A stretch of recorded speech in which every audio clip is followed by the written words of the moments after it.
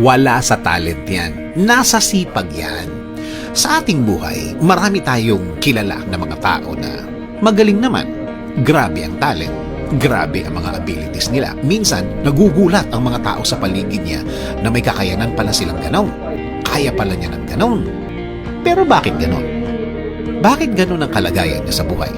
Bakit parang hindi match? Bakit parang hindi niya mapakinabangan ang talent niya? Kasi nga, wala sa talent yan. Nasa sipag at attitude yan.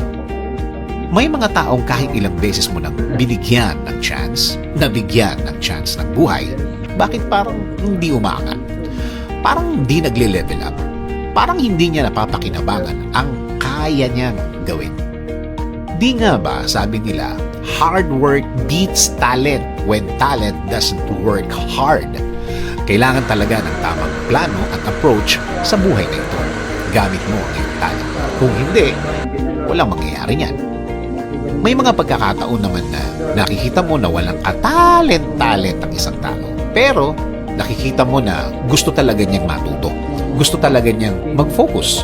Kahit mga barkada time o labas-labas, kaya niyang isakripisyo basta madagdagan lang ang alam niya at mag-level up ang talent niya. One day, ang galing-galing na niya. Magugulat ka na lang